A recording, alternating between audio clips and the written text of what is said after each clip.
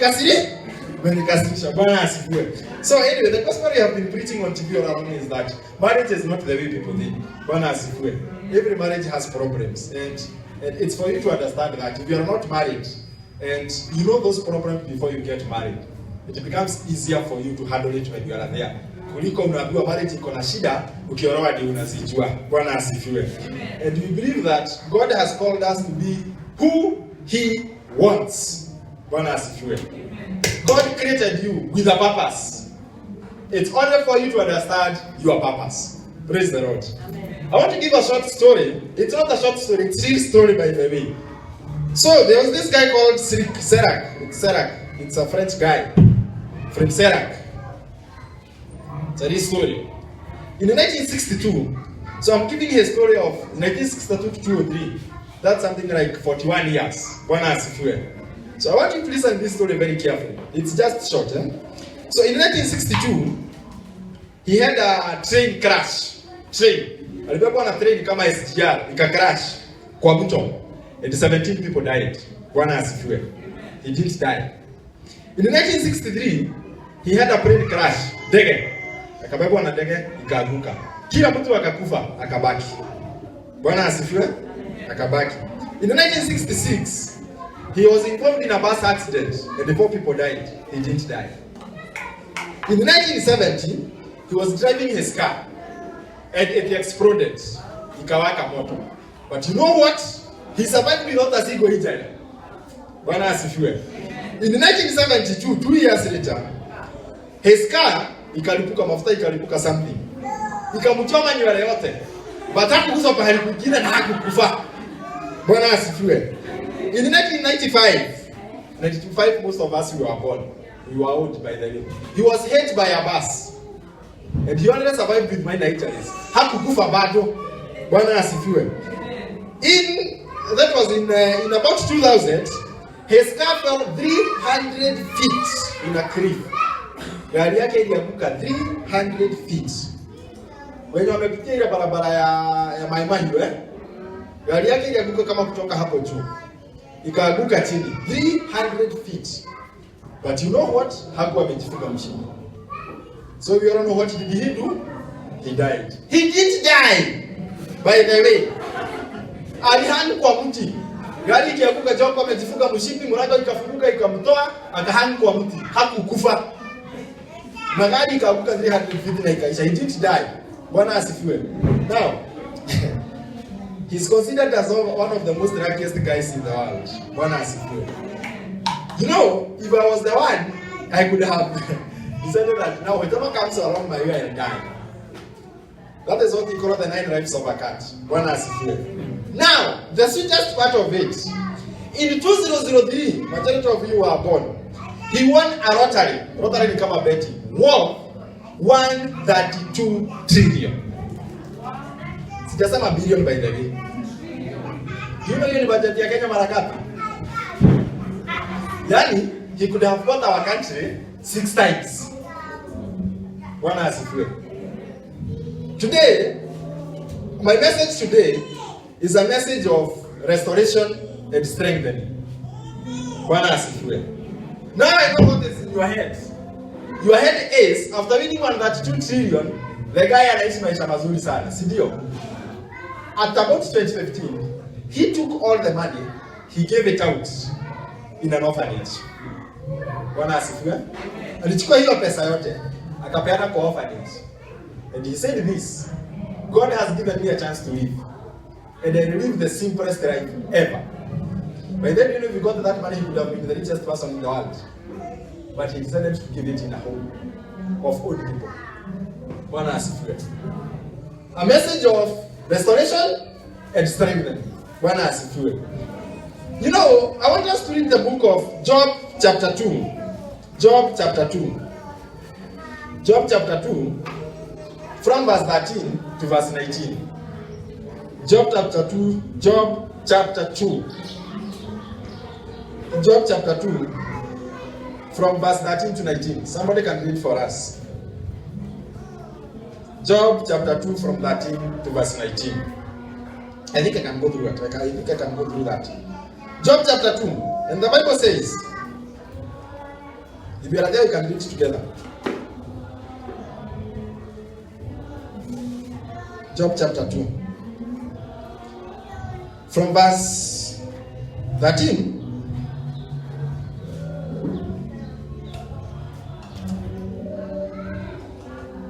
No, it's sorry. It's Job chapter 1. It's Job chapter 1 from verse 13. Job chapter 1 from verse 13. And the Bible says, one day, when Job's children were having a feast at the home of the eldest brother, a messenger came running to Job and said, we were ploughing the fields with the oxen, and the donkeys were in a nearby pasture. Suddenly the Sabians attacked and stole them all. They killed every one of your servants except me. I'm the only one who escaped to tell you. Before he had finished speaking, another servant came and said, returning struck the sheep, and the shepherds and killed them all. I'm the only one who escaped to tell you. Before he had finished speaking, another servant came and said, Three bands of Chaldean raiders attacked us, took away the camels and killed all your servants except me. I'm the only one who escaped to tell you. Before he had finished speaking, another servant came and said, your children, and I repeat, your children were having a feast at home of your eldest son. When a storm swept in the desert, it blew the house down and killed all of them. I'm the only one who escaped to tell you. Bwana asifiwe. It was up to verse 19. I want you to listen to this part. I'm the only one who escaped to tell you. Bwana asifiwe. And that's what I'm saying. In every calamity, there must be a remnant. Even if that person has been sent to come and do what? Tell you. Bwana asifiwe. Katika mashida yote unayopitia, kuna kitu moja itabakishwa. Bwana asifiwe. In another name, we call that one thing the testimony. Bwana asifiwe. That thing is always left because it will be giving the testimony. Bwana asifiwe. Mashida yote itakupata. Shida zote zitakufuata. Utangojeka, utakosa pesa, utafanya nini? But there is one thing which will remain, and that thing is the testimony. Bwana asifiwe. I don't know why you usually give up. Because I believe that just come to arrive to make us get a testimony. Bwana asifiwe. Mashida zinatupatanga ndio tuweze kutoa ushuhuda. Bwana asifiwe. Tunashuhudia mateso, tunashuhudia mashida, tunashuhudia magonjwa, tunashuhudia kukosa pesa, tunashuhudia kufungiwa nyumba. Unajua kwa nini hauishaki? Kwa sababu utakuja kutoa ushuhuda. Bwana asifiwe. So, I'd like you to imagine what you have gone through ndio ufike hapa. Do you know why you are here today? Is to give a testimony. Bwana asifiwe. No matter what you have gone through, there is one thing God is doing for you, enabling you to give a what? A testimony. Bwana asifiwe. Si ati ni kwa makosa. Haujapitia hizo mashida zote kwa makosa. No. It's because God wants to take you to another level. Bwana asifiwe. It's because God wants to take you to what? Another level. I'll give you an example. And I'm giving really life examples. Many times when you lose something, you tend to look for a better thing than that one. Bwana asifiwe. Simu yako ikiibiwa kama ulikuwa umenunua 4,000 ama 3,000 ama ulikuwa na katuru, ukipoteza hauendeagi the same price. Unapataka hata kama ni 1,000. Bwana asifiwe. It's because whatever came to you at that time was to make you rise another level. Bwana asifiwe. Lakini kama haijapotea, kama haijavutika, kama haijaibiwa, haukenunua ingine mzuri kuliko. Bwana asifiwe. And that is what you are talking about, giving a testimony. Bwana asifiwe. It's very many times that I tell people. About a month ago, we were in another church, and I was telling people this.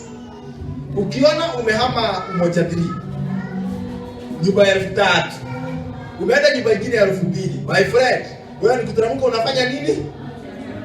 You look your life. Uliangalia maisha yako tena. Unafanya nini sasa wewe?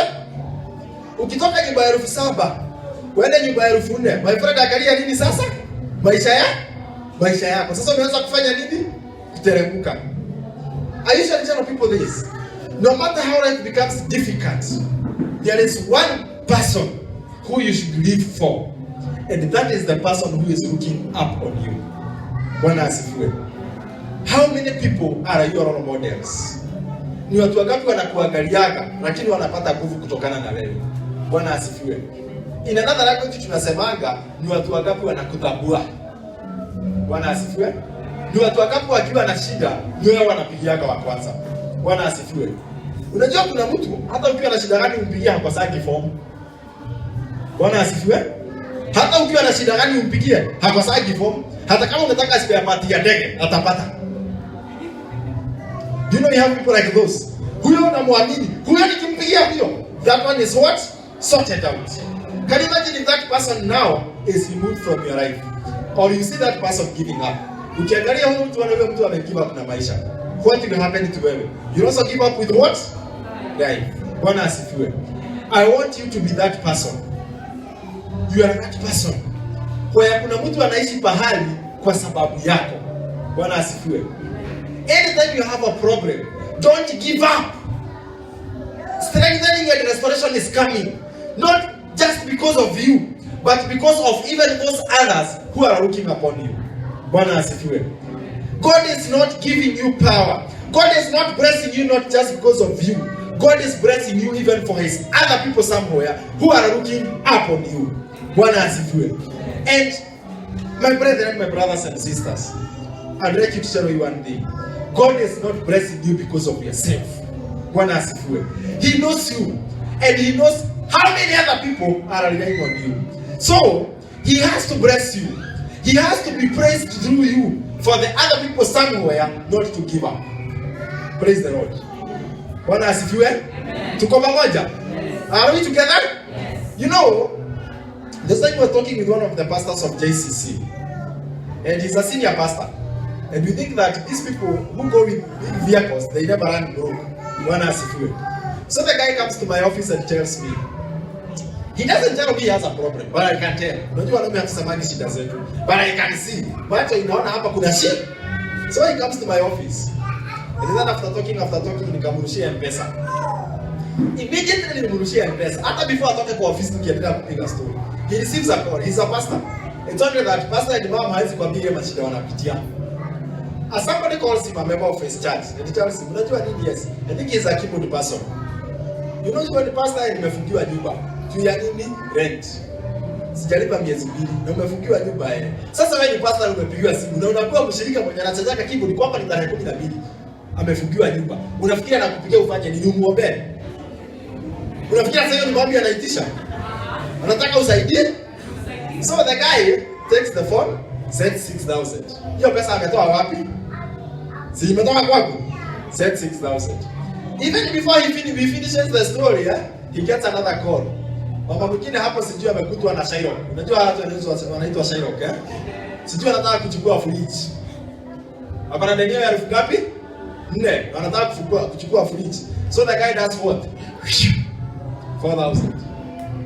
So we were sharing, and we usually, he's my colleague, so we share the one with him, and he's telling me, you see, God uses people as a channel. Bwana asifiwe. As a pipe. Hata before tumaliza, he gets a call. One of our colleagues in another region amekufa. So lazima mchage. Anaingia kwa simu yake, anafanya nini? Anachaga. Bwana asifiwe. You see, hii yote inatolewa yenye imetoka kwa nani? Kwangu. Lakini wenye wanapewa wanadhani imetoka kwa hawajui kwenye imetoka, by the way, but do they even care? They don't care. Indeed, my friend, na hii ndio niwaambia Wakristo, tutaacha mchezo. Christians, we have to be serious with life, by the way. If I call you, na nikwambia nimefungiwa nyumba, usiniambie Mungu atakuja. Bwana asifiwe. Usianze kunipea hadithi za kanisa. Tumepatana kwa barabara, nimekwambia niko na njaa. Ndio utaniambia, oh, you see what? Usinitoe ushuhuda hapo. Nimekwambia shida yangu ni nini? Yes. Solve the problem. Sasa kuniambia nimeokoka miaka 34, who cares? Mimi niko na njaa. Mungu atatenda. Nani asema na Mungu hapa tukitoa sadaka Mungu akikujia jioni? Waweza Deaconess. Tukienda kulipa stima, ushaje tunafika hapo nje ofisi ya Kenya Power, badala ya kupeana pesa unaanza kuongea in tongues. Baba anakuambia bili imelipika. Hapo bahati that happen. It doesn't happen. God uses people to bless people. Bwana asifiwe. And God will use you today to bless others. Bwana asifiwe. As Christians, we have to stop being, let's stop being deputy. Tuache kukua deputy Jesus. Bwana asifiwe. Tunapatana na kwambia unajua nini naomba na kichwa sana. Mungu atakuponya. Mungu atakuponya na unataka pesa ya kununua dawa, my friend. Na kanisa iko pale. Nimepita pale. Ninajua kanisa iko hapa. Nakwambia na ninasikia nikiumwa na kichwa. Si nikakuja kanisa, my friend. Bwana asifiwe. It is through faith that God blesses you, and He blesses you through people. Bwana asifiwe. So, Madam Deaconess, ukisikia Deaconess anaomba about rent, usiseme Mungu atakuja. Ni wewe unadua utoe pesa.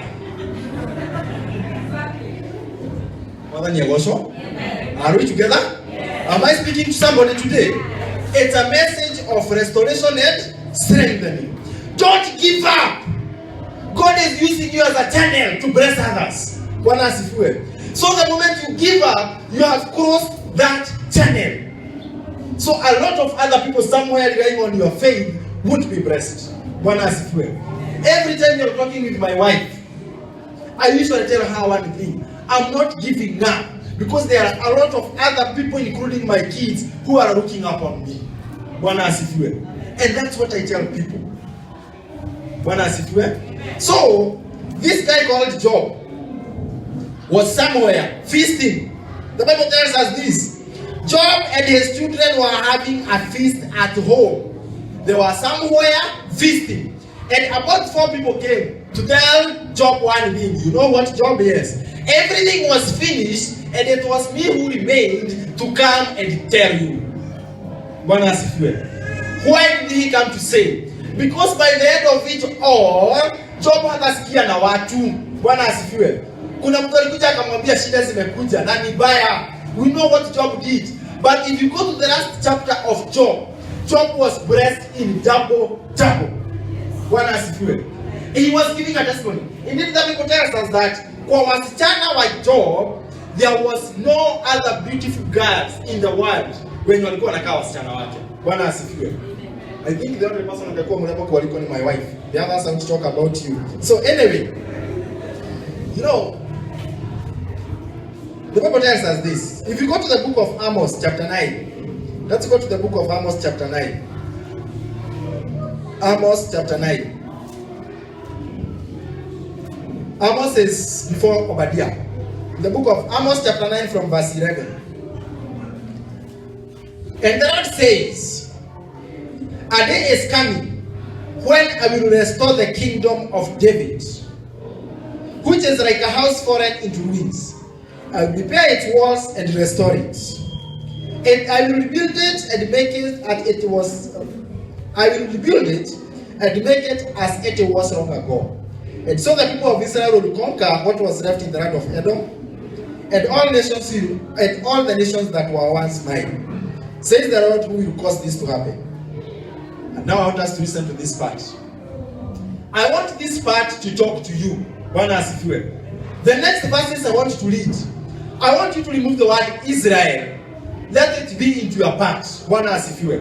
The Bible says, the days are coming, says the Lord, when corn will grow faster than it can be harvested. Bwana asifiwe. And grapes will grow faster than wine can be made. In other words, your blessings will come more than you can imagine.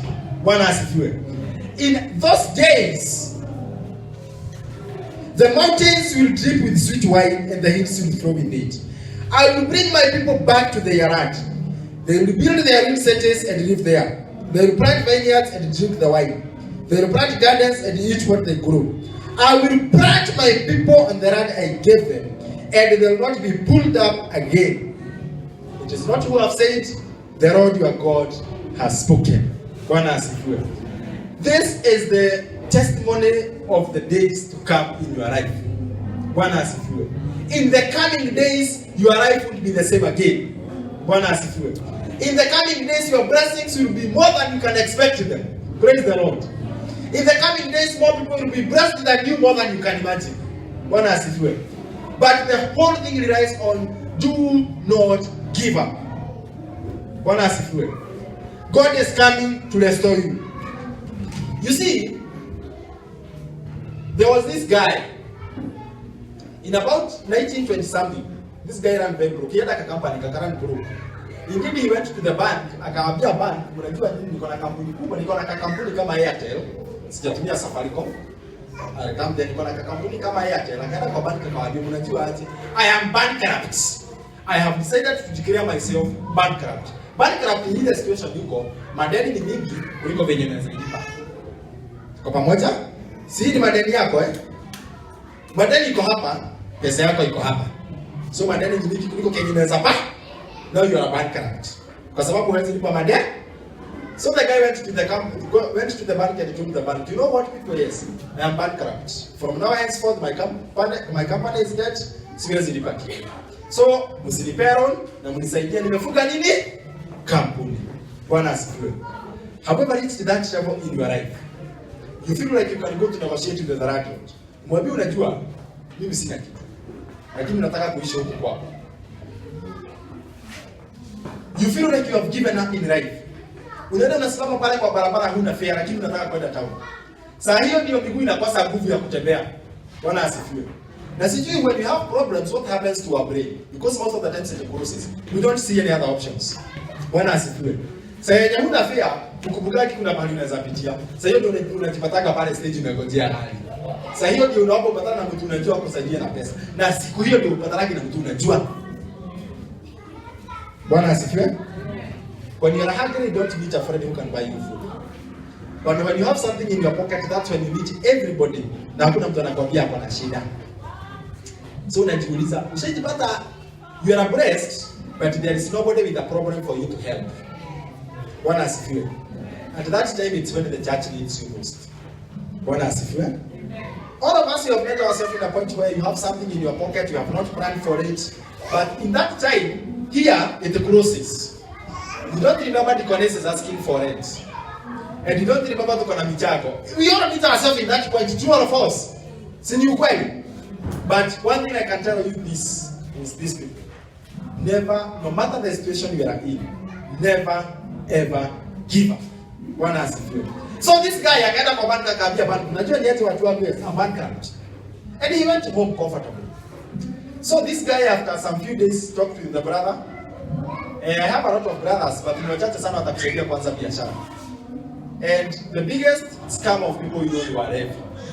These men who drink, or these ladies who drink, wanaweza kununulia pombe, lakini hawezi kupea pesa. Have you understood that? Is it true of us? Anaweza kununulia pombe 1,100, lakini hawezi kupatia shilingi 100 uende nayo kanunue uga. Bwana asifiwe. So he talked with the brothers. The brothers walimsaidia ili hata tukusaidie uagushe ingine, tusemaje tumejaribu kukusaidia tumeshindwa. So remember this person who had given up. Bwana asifiwe. It's like how we have our brothers and sisters wamejaribu kazi zote hii na wameshindwa, wameamua kwenda kukaa nyumbani. Bahali Muranga. Bwana asifiwe. He was in such a scenario. But then it was kusubiriwa nyumbani, akaamua ongea na brother yake mmoja yule alikuwa wako Nairobi. Akaamua ongea na yeye amsaidie. But watu wanakusaidiaga na madharau. Tunajua hivyo. Kama unataka 1,000 ya kwanza biashara nakupea 200. Ndio ununue chakula nayo ukule ushe. Uendelee kukaa hapo. Lakini atasamanga alikufanya nini? Nikusaidia. So the brother akampatia pesa kidogo ajisaidie. You can't imagine the guy I'm talking to. I'm talking about a guy called Walter Disney. He's the owner of Disneyland. Unajua katuni inaitwa Mickey Mouse. He's the owner of those things. Right now, if you move from Kenya to go to America, kwenda kuigiza kichwa yako ni Disneyland. Disneyland is like a town, kama 2 rivers. It's like a mall. Kwenda kuigiza kichwa yako huko, my friend, you would pay less than 100,000. That's the person I'm talking about. From being a bankrupt. Bwana asifiwe. The secret is what? He did not give up. He did not do what? Give up. How many times as Christians do we give up? Moses was asked by God, when he reached between a rock and a hard place, when he could look behind and see the Egyptians coming, when he could look at the front and see the Red Sea is here, he was like, I've given up. When he is reading more than 2 million people here, those people are Kenyans of today. Walikuwa wanapiga, bwana ulikuwa kula pale kiboko tunakula watermelon tunataka tukufia huko my friend. Fanya hivi turudishe. Afadhali tukulake watermelon tukufe kama tumeshiba. That type of people he had. But God asked him. Literally Moses had nothing. Except to tusada utoto. Unakumbuka tu viatu walirudisha wakati wa bani bush. Utoto. Then God asked him, what do you have in your hand? He said, in my hand I have no way around. God used that rod to create a way. The question I'm asking you, my brothers and sisters, what do you have in your heart today? It is that small bit of faith, it's that small belief, and you not giving up. It's that what is God to use, what is God going to use to bless you and others. You know, after the COVID times I came here and I talked to you people and I told you one day, no one of us died of COVID and none of us, wengine tuligonjeka COVID na hatukujua na tukapona. Bwana asifiwe. Do you know why hukupeleka Agakani? Mungu alikuwa anajua huna pesa, so uligonjeka, badala ya kukupea pesa akakuponya. Bwana asifiwe. You people, you know, I don't know the type of Christians I'm talking to, but I want to tell you one thing. God comes to us in different ways. Bwana asifiwe. God may not bring a certain type of problem to you. He gives the solution automatically. Bwana asifiwe. You may say you have a problem because umekutana na mtu akiwa na gari kwa barabara. Probably huyo mtu anaenda kufanya analysis. Bwana asifiwe. Na wewe uko hapa and you're not thanking this God for giving you the gift of health. Bwana asifiwe. You are far much richer than people, a lot of rich people in hospitals. Bwana asifiwe. Do you know why? Hakuna pahali pana kuuma. Bwana asifiwe. You did sleep hungry. COVID came na ikakuacha. Unga ikaenda mpaka 200 na imerudi 100 na uko bado. Bwana asifiwe. Na ikiwa 200 haukulala jana. Mafuta ikaenda mpaka 1000 na tukasema tutachemsha chakula. Hakuna mtu alilala njaa. I'm sure hakuna mtu alichemsha chakula. Hata mkiniangalia hapa, you know that we don't know as Kenyans. Bwana asifiwe. So all the problems which come our way, God gives us another way to conquer them. And this is the God we worship. Bwana asifiwe. Anytime you have a problem at home, she can tell you. Unajua, ladies really like giving up na kukasirika because wanaona kama shida ni kubwa. I'm one of those people, no matter the size of the problem, I believe in one thing. After this, and that is what I use most, the word after this. Bwana asifiwe. After this problem, you know what? It's success. Bwana asifiwe. I give problems duration. Shida iko wapi? Shida ndio hii hapa I'm sure within 1 year hii itakuwa inasuluhiwa. Shida ni school fees wanaingia shule lini after uchaguzi si ni 1 week. Wanaingia shule ni school fees There is one thing I'm sure. Mtoto wako atakuwa shule hata December atakuwa shule. Si shule na next week. One thing I'm sure ni December atakuwa shule. Na kama atakuwa shule December inamaanisha aliingia. Because I know after this problem it's a success which is coming. Bwana asifiwe. Rather than a success, it's a lesson I've learned on how to solve such type of problems. Bwana asifiwe. I don't know whether you say that there are one thing you cannot determine your life. You cannot determine your neighbor. Bwana asifiwe. Especially in Nairobi, you cannot determine who will be your neighbor. Unajua neighbor Hujuaki nani atakopoa hiyo nyumba next. Hujuaki. Bwana asifiwe. Jipata na neighbor mwingine unashangaa kwani huyu ni kutuma. Amshua Mungu ni kutuma alituma huyu kwako. Kila siku lazima mkosane. Na huna makosa. Halimu unaulizana nini? Mara anaandika nguo na zinamwagilia zako maji. Unatoka unamuuliza my friend, huku unaona nimeandika nguo shwari, ukiandika mbona huku niambia? Nakwambia pole. Unasema haidu kama Mkristo haidu? Unapata aliosha akauza maji kwako. You usually, do you have such type of neighbors? Unasaka utamfanya nini? So in our place we had one such neighbor. Hey, lazima tukosana. Mara ameweka radio volume juu kama mtoto amelala. Mara amekuja amepaka gari vibaya, nimeshindwa kwa nini nitapeleka. Mara amekuja saa 8 ya usiku amelewa, amenifungia na ninatoka saa 11 asubuhi. Na ni mradi sio hutamwamsha.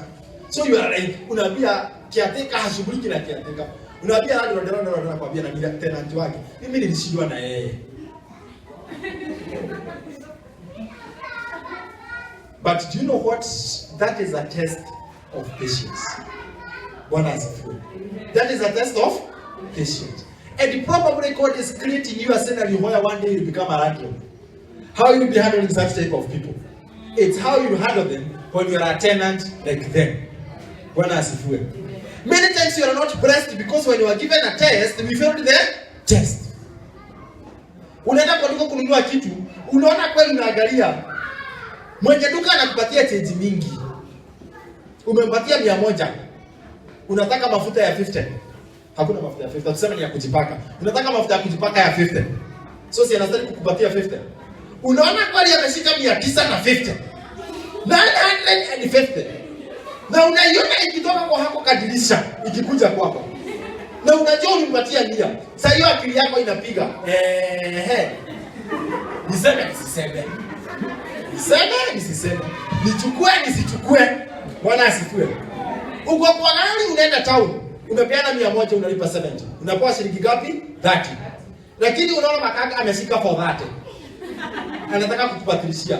Most of the Christians mnasemanga hata kuna mtu nilitumia pesa by mistake na pesa na hakunirudisha. Mungu hii imerudi. My brothers and sisters, these are the tests of faith we talk about. Bwana asifiwe. No matter the test, please avoid the temptations will come, but avoid falling to those traps. Bwana asifiwe. It is these small things which prevent God from trusting us with bigger things. Bwana asifiwe.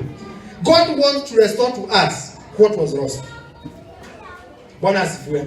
But you see why that's not happening? That's not happening because we are failing the smaller tests. Bwana asifiwe. You know, today before I wind up, there is a ministry I've been having a calling about. In this church, we have women na wako wengi sana. Ladies, women na wako wengi sana. We have men na wako wengi sana. We have Sunday school. We have ushers. We have praise and worship, and we have the other department. Yako. She has a department. It's what? Hospitality. Yes, it's that hospitality. Unajua Kiingereza ilikuja na mbele. Do we have youth? What's the question of us? Do we have youth? Bwana asifiwe. I'm almost winding up. I'm young. I'm not old. Ndio ukianza kukaribia 35 unajua miaka inasonga. Bwana asifiwe. But there is something I tell people. The more you work for God, the more He will make you a channel, and the channel never runs dry. Bwana asifiwe. Bwana achani niwaambie watu wa Mungu. If you have not listened to anything to me today, listen to this one. Kama hujasikiza kitu kingine yote sikiza hii. If every time you get something in your heart, other people are waiting for it to be assisted with it. Unajua pesa zinajuaga zikifika. Mashida inajuaga pesa ikifika kwako. Umeshajua hivi? Umepata pesa kidogo. Mashida inajuaga. Unakumbukaga ndio ng'ombe yako ni nyumbani saa hiyo ndio inapataga diarrhea. Ng'ombe yako ni ukiwa Murang'a unapata diarrhea na uko Nairobi. Bwana asifiwe. Ndio mtoto ya brother yako anapatwa na allergy. Na hamko pamoja? Bwana asifiwe. Ndio Sister Helen, the moment tunapata M-Pesa, next message inaingia ni ya Sister Helen. Tunalipa rent. Unajiuliza kwani Sister Helen ako hivi? Bwana asifiwe. I'm not talking about the rest of the people who are like kids, who will always never work, they will always